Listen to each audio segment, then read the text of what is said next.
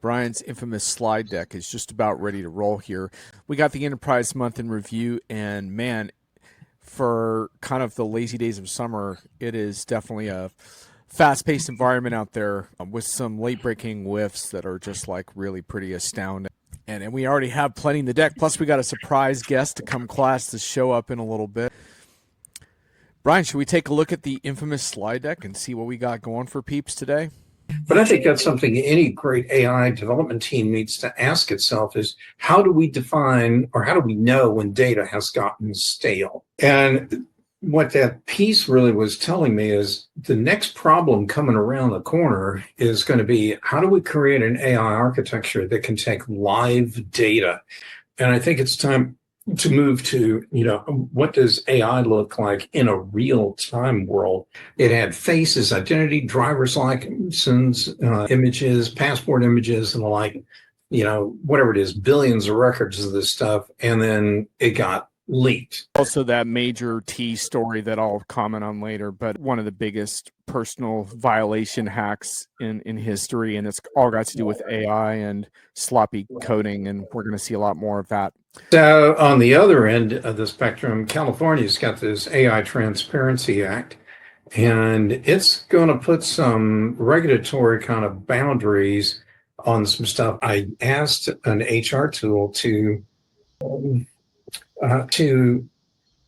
make my resume more ATS friendly. And then in particular, I asked it to compare my resume to a business transformation job that was being posted here locally in the Indianapolis area by one of the major employers here.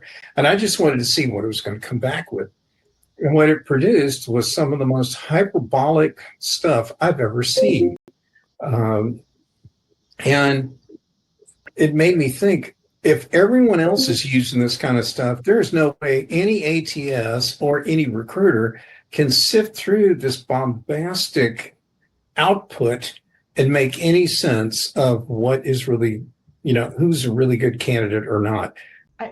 Without a doubt, because there's so many other facets of the job that are more relational that a robot can't be trained to do. They are dealing with the politics internally, getting a role improved. And so I think there's, at this point, I don't know that any robot has been trained to navigate organizational structures and cut through that bureaucracy that's required as a recruiter to get your job done.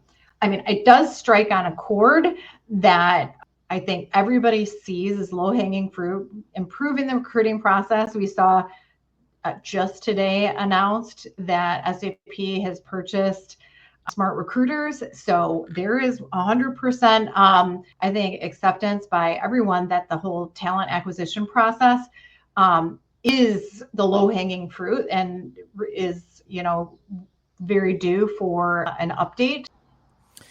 Well, especially when you look at the kind of talent that companies are salivating over right now, that's all about getting people on the phone and talking them into why they should move from a really cool job to an even better one.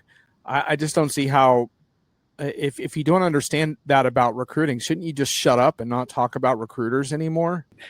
Great recruiters are doing a lot that doesn't necessarily get valued or incorporated into some of the more mechanized processes that are out there. Bonnie, by the way, I wanted to ask you, what did you think? Oh, wait, we got to get to this here. What did you think of Brian's slide that he put together of all those action shots? Wow. And it's sad. None of those like are that?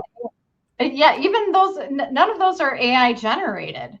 I do want to mention, I'm not sure exactly the lower right who the gentleman is.